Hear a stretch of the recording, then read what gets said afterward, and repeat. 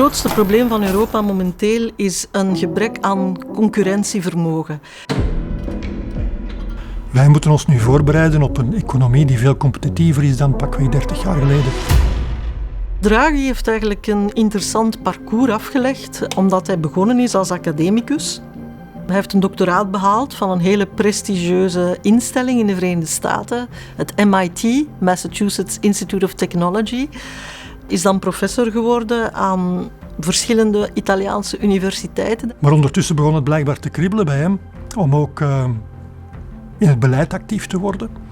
En dan is hij in de jaren 90 secretaris-generaal geworden van de Treasury, van de schatkist. Hij is dan voorzitter van de Europese Centrale Bank geworden, net in een periode waar de euro onder druk kwam te staan, omwille van de financiële crisis. En dan heeft Draghi toch wel op tafel geklopt, letterlijk, en heeft gezegd van kijk, whatever it takes, ik zal de euro redden. We are here as the first exchange I'm having with several stakeholders for the preparation of the report of competitiveness of Europe. We zitten nu in een situatie dat Europa werkelijk op de toppen van zijn tenen moet staan om weerwerk te bieden tegenover de Amerikaanse economie die zeer performant is. En zeker ten opzichte van de Chinese economie die heel wat producten naar ons exporteert en eigenlijk hele sectoren toch wel in moeilijkheden brengt. En dat is een van de grote belangrijke bijdragen van Mario Draghi, dat hij een rapport geschreven heeft rond competitiviteit in Europa en eigenlijk een soort draaiboek uitgeschreven heeft op basis waarvan we een richting hebben in de welke we die concurrentievermogen van Europa naar de toekomst toe zouden kunnen verbeteren. En daar heeft hij zich over gebogen in 2024. Daaruit is dan een rapport ontstaan, het Draghi-rapport. En op die manier denk ik toch wel dat Draghi ons een kompas aanlevert om de economische groei in Europa terug aan te zwengelen. Het is toch wel belangrijk dat je mensen hebt die beslissingen doorleefd hebben meegemaakt, dat het geen boekenwijsheid is die in de praktijk wordt gebracht. Want we weten allemaal dat theorie en praktijk dat toch wel verschillende zaken zijn. En op die manier kunnen we toch wel zeggen dat we onze toekomst met het Draghi-plan in goede handen is. Iemand die vanuit de academische hoek de stap zet naar het publieke leven als civil servant, als ambtenaar zich ten dienste stelt van het welzijn en de welvaart van zijn land, maar ook van de ruimere Europese Unie tot de welke zijn land op dat moment behoorde, om daar zijn handen vuil te maken, als ik het zo mag zeggen, om toch te trachten een verschil te maken. En dat, in mijn ogen, is staatsmanschap dat overstijgt het individuele belang. Dat is iemand die wil werken voor het algemene belang. We hebben een man met ervaring, een man met gezond verstand, een man met veel academische diepgang. En zoveel mensen van dat kaliber lopen er niet rond. Niet in Europa, maar ook niet op wereldvlak. En als je die capaciteit hebt en je voelt dat je een verschil kan maken, dan gebruik je talent en je zet dat in voor het algemeen welzijn. En dat vind ik een heel mooi gegeven. Om al deze redenen, mevrouw de rector, verzoeken wij u op voordracht van de Academische Raad het eredoctoraat van de KU Leuven te verlenen aan professor Dr. Mario Draghi.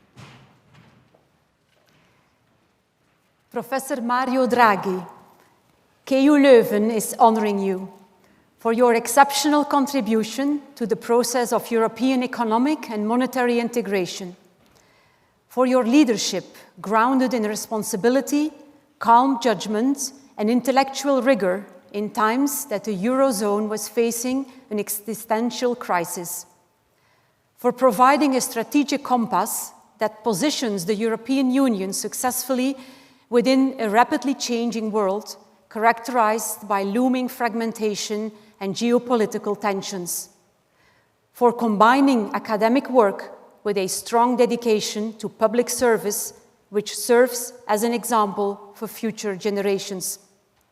For all these reasons, I hereby bestow upon you, in my capacity as rector of KU Leuven, and with the approval of the Academic Council, the degree of Doctor Honoris Causa of our university.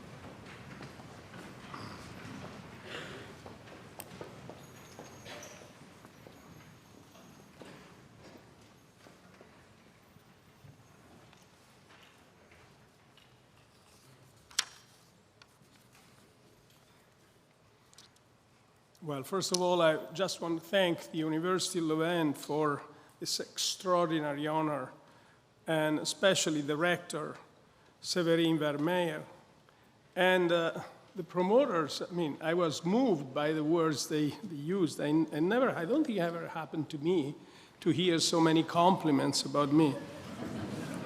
So Professor Erik Boyste and Professor Heike van den Busch, thank you. Thank you very much. And thanks all of you for your warm applause.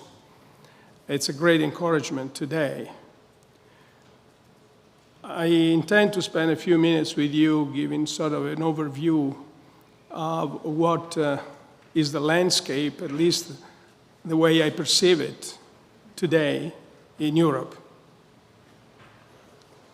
From its inception, the architecture of the European Union embodied the belief that international rule of law, upheld by credible institutions, fosters peace and prosperity.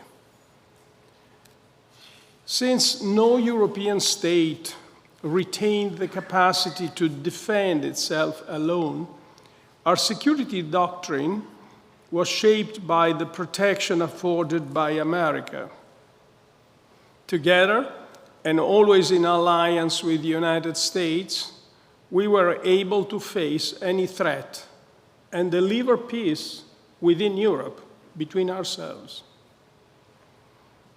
And with our security guaranteed and trade flowing mainly within that alliance, we could safely pursue economic openness as the basis of our prosperity and influence. But the now defunct global order did not fail because it was built on illusion. By the way, while I'm saying that now defunct, I kind of have a hard time believing that it's actually defunct, it's dead. I just learned today that your extraordinarily beautiful library had been destroyed twice, one during the First World War and a second one during the Second World War. And on both occasions, it was rebuilt with the help and under the incentive of United States presidents. But that's what it is today, and for the time being, I think we should take facts for what they are.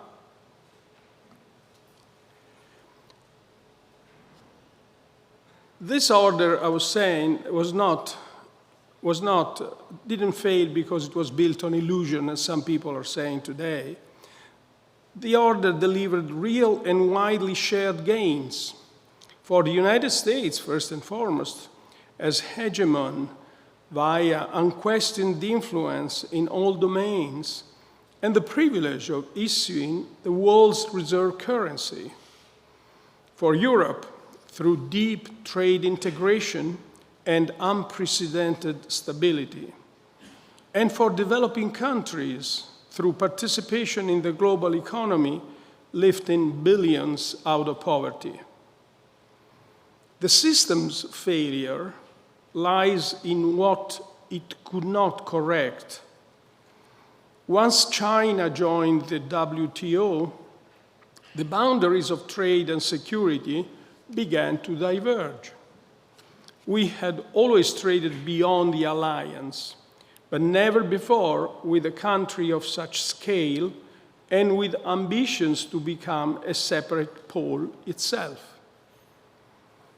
Global trade drifted away from Ricardo's principle that exchange should follow comparative advantage. Some states pursued absolute advantage through mercantilist strategies, forcing deindustrialization onto others, while the gains that remained were unequally shared. We forgot about inequality. This sowed the political backlash we now face. At the same time, deep integration created dependencies that could be abused when not all partners were allies. Interdependence, once seen as a source of mutual restraint, became a source of leverage and control. Multilateral governance had no mechanism to address imbalances and no language to acknowledge dependencies. Faith in the mutual gains of trade made the very idea of weaponized dependence unthinkable. But the collapse of this order is not itself the threat. A world with less trade and weaker rules would be painful, but Europe would adapt. The threat is what may replace it. We face a United States that, at least in its current posture, emphasizes the costs it has borne while ignoring the benefits it has reaped. It is imposing tariffs on Europe, threatening our territorial interests, and making clear for the first time that it sees European political fragmentation as serving its interests. We face a China that controls critical nodes in global supply chains and is willing to exploit that leverage, flooding markets, withholding critical inputs, forcing others to bear the cost of its own imbalances. This is a future in which Europe risks becoming subordinated, divided, and deindustrialized at once. And a Europe that cannot defend its interests will not preserve its values for long. The transition from this order to whatever lies next will not be easy for Europe. We will face a long period in which interdependencies persist, even as rivalries intensify.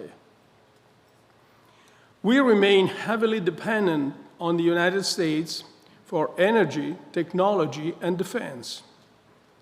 China supplies over 90% of our rare earth imports and dominates the global solar and battery value chains that underpin our green transition.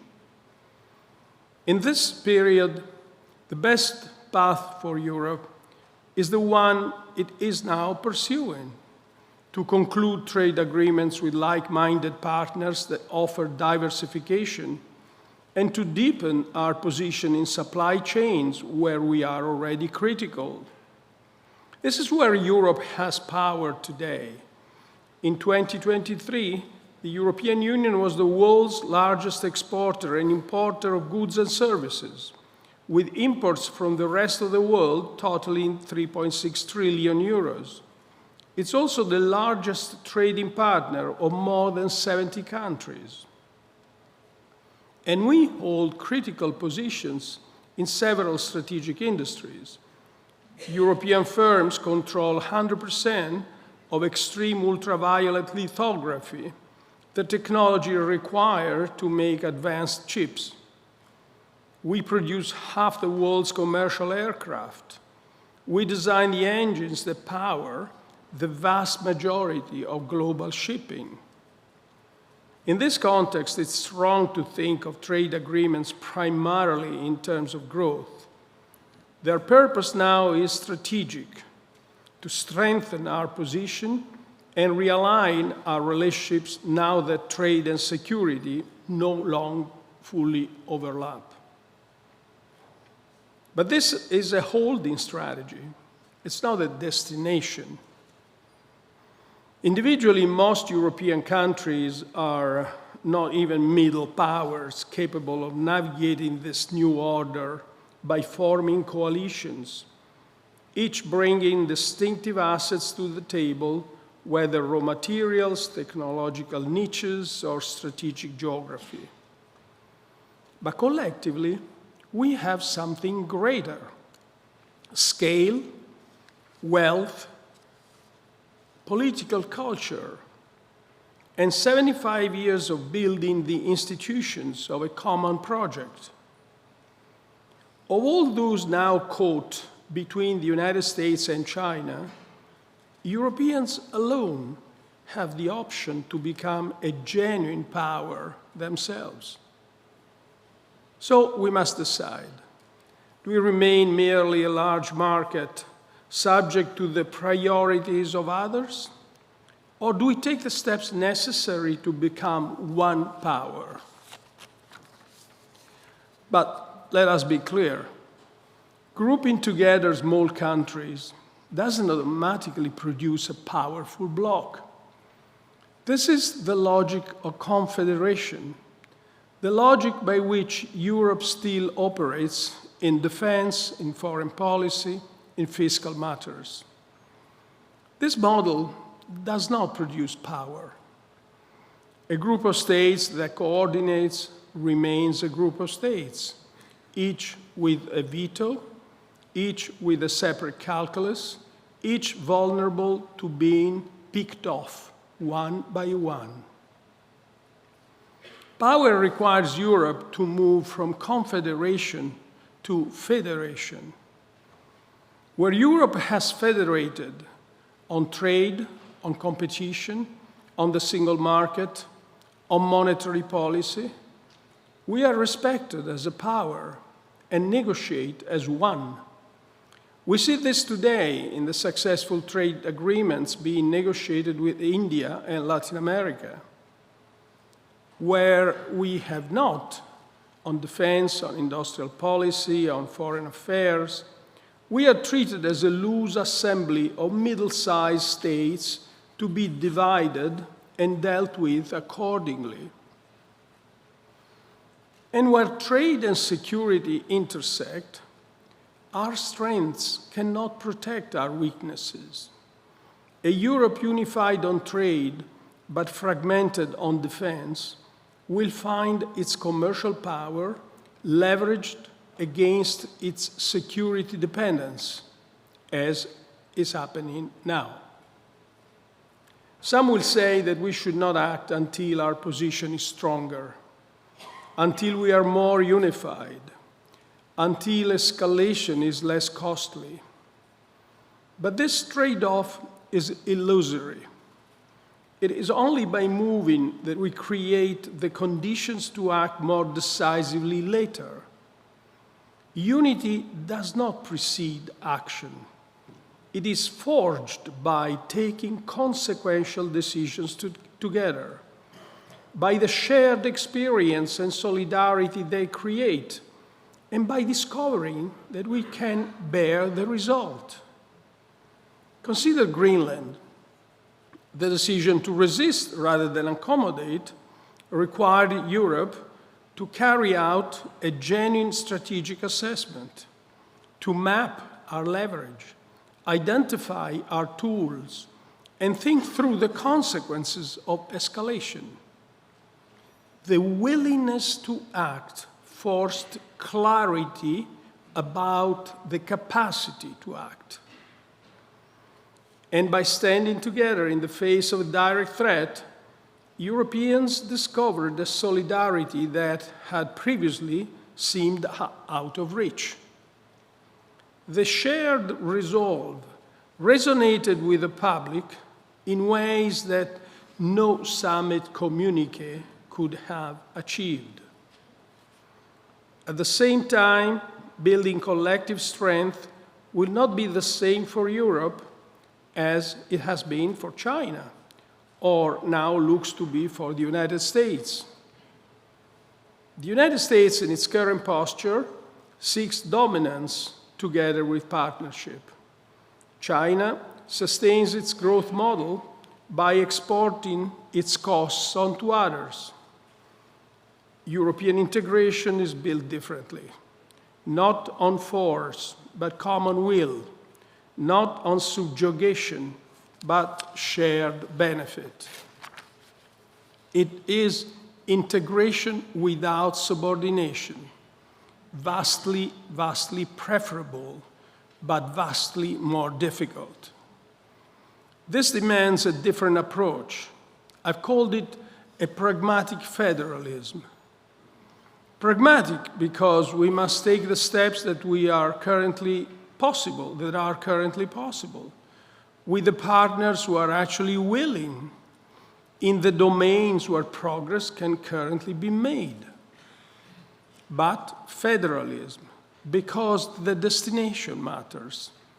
Common action and the mutual trust it creates must eventually become the foundation for institutions with real decision-making power, institutions able to act decisively in all circumstances.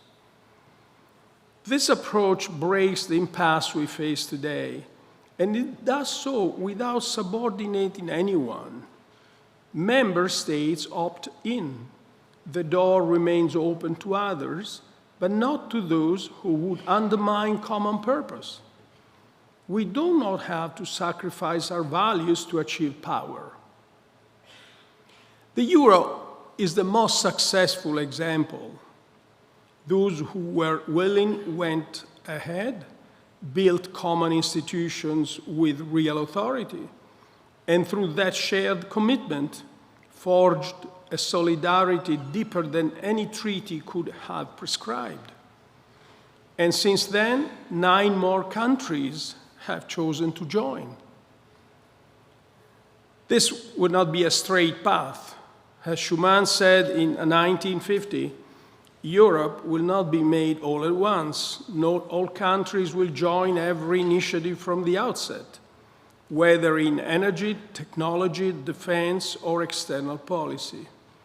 But every step must remain anchored in the goal, not looser cooperation, but a genuine federation.